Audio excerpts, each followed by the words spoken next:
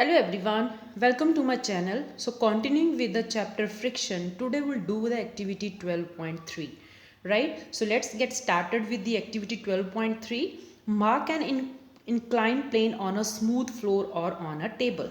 जैसे कि आप देख सकते हो ऐसे आपको inclined plane बनाना है, जैसे कि figure you can see 12.4a, right? ऐसे दो नोटबुक्स रखकर उसके साथ जो है जो अपना एग्जाम में गत्ता यूज़ करते हैं, इसके साथ जो कार्डबोर्ड है इसके साथ जो है पैसे इंक्लाइन प्लेन बना सकते हैं, right? You may use a wooden board supported by bricks और बुक्स। जैसे कि आप देख सकते हैं 12.4a फिगर में इन्होंने पीछे नोटबुक्स रख के इसको जो है टेढ़ा कर दिया है, जिसके साथ जो है हमारा इंक्लाइन प्लेन बन गया है। Now put a mark with the pencil at any point A on the incline plane. जैसे कि आप देख सकते हो इस एक्टिविटी में यहाँ पे इन्होंने क्या किया है, पॉइंट मार्क ए किया है, राइट? कार्डबोर्ड के ऊपर जो है you can write the mark A. यहाँ से जो है एक्टिविटी स्टार्ट होगी। Now let a pencil cell move from this point. Pencil cell कौन सा होता है? वही सेल जो आपके जो है टीवी के रिमोट कंट्रोल में डलता है, राइट? या एसी के रिमोट कंट्रोल में डलता है, राइट? क्योंकि वो पेंसिल जितना पतला होता है इसलिए हम उसको पेंसिल सेल बोलते हैं, राइट?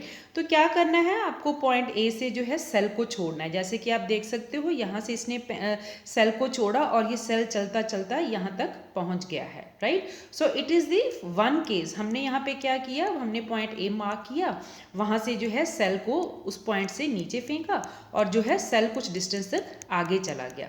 अब हमें क्या करना है, now how far does it move on the table before coming to rest. लेकिन हमने देखा ये धीरे धीरे, हमने कोई अपोजिशन फोर्स भी नहीं लगाई, हमने उसको सेल को आगे से रोका भी नहीं, लेकिन धीरे धीरे अपने आप है जो सेल चलना आगे मूव होना बंद हो गया। Note down the distance. अब क्या करोगे आप, जो है इस गत्ते से लेके जहाँ तक सेल चला वहाँ तक जो है आप डिस्टेंस मेजर कर लोगे, राइट? अब से हमने क्या करना है, now we have to spread a cloth. जैसे आप देख सकते हो 12b में उन्होंने एक येलो कलर का कपड़ा बिछा दिया है। अब उसी मार्क ए से जो है अभी हमें दोबारा फिर पेंसिल सेल को मूव करना है। वहाँ से हमने स्टार्ट किया और ये जो है सेल जो है रुक गया थोड़ी डिस्टेंस पे। हमने ये देखा, you can see in the 12.4a figure जो है सेल है ज़्यादा डिस्टेंस कवर किया, जबकि 12.4b में देखा कि अगर आप ध्यान से देखोगे तो सेल ने कम डिस्टेंस किया, right? Now in which case is the distance covered the minimum. तो कम डिस्टेंस किस में कवर हुआ, जब उस केस में जहाँ पे हमने कपड़ा बिछा दिया। Why is the distance covered by the pencil cell different every time. तो ऐसा क्यों हो रहा है कि जो है अगर हम अभी जो है इसको पानी फैला देंगे तो ये डिस्टेंस जो है सेल जो है प्लेन सरफेस से भी आगे चला जाएगा, राइट?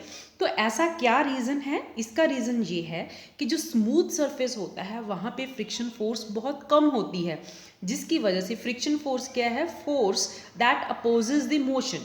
तो यहाँ पे जो फोर्स थी फ्रिक्शन फोर्स वो अपोज कर रही थी मोशन को, यहाँ पे इसका मैग्नीट्यूड कम था। कहाँ पे? On the smooth surface. लेकिन इन द फिगर 12.4b यहाँ पे हमने कपड़े को रख दिया, वहाँ पे जो है फोर्स ऑफ फ्रिक्शन ज़्यादा हो गई, मतलब फोर्स ऑफ फ्रिक्शन का मैग्नीट्यूड ज़्यादा हो गया, जिसकी वजह से जो है सेल ने कम डिस्टेंस जो है तय किया, right? Now does the distance cover depend on the nature of the surface on which the cell move, right? Could the smoothness of the surface of the cell also affect the distance travel by it? Definitely. अब हम क्या करेंगे कि अगर हम cell के around polythene paper जो है लगा दें, क्या सेल जो है ज़्यादा डिस्टेंस मूव करेगा? क्या ये सरफेस की इरेगुलरिटी के अलावा जो ऑब्जेक्ट है उसकी रफनेस के ऊपर भी डिपेंड करता है? क्या उसकी स्मूथनेस के ऊपर भी डिपेंड करता है? अगर हम इसी सेल के अराउंड जो है सैंड पेपर एक खुदरा सा पेपर होता है जिससे जो है हम रबिंग करते हैं, राइट? जैसे कि कोई शार्प चीज़ हो तो उसके जो है अनलेवल्ड चीज़ हो उसको स्मूथ करना हो तो we use the sandpaper, right? तो सैंड पेपर की सरफेस बहुत रफ होती है। अगर हम सैंड पेपर को जो है सेल जो है जिस पेंसिल सेल के राउंड जो है रैप कर देंगे तो सेल की जो सरफेस होगी वो बहुत जो है रफ हो जाएगी, जिसकी वजह से जो है ये कम डिस्टेंस जो है तय कर पाएगा। तो हमने इसका जो है इस एक्टिविटी का रिजल्ट ये निकला कि जो distance covered by the object that depends on the roughness of the object and smoothness of the surface. अगर सरफेस स्मूथ होगा तो ऑब्जेक्ट ज़्यादा डिस्टेंस कवर करेगा, अगर ऑब्जेक्ट स्मूथ होगा तब भी जो है जो है डिस्टेंस ज़्यादा कवर होगा। सेकंड केस में अगर जो है ऑब्जेक्ट जो है रफ है तो डिस्टेंस वो कम तय करेगा, अगर सरफेस भी रफ है तब भी जो है वो डिस्टेंस कम करेगा, राइट। तो मैं उम्मीद करती हूँ आपको ये एक्टिविटी समझ आया होगा। Thank you so much for watching.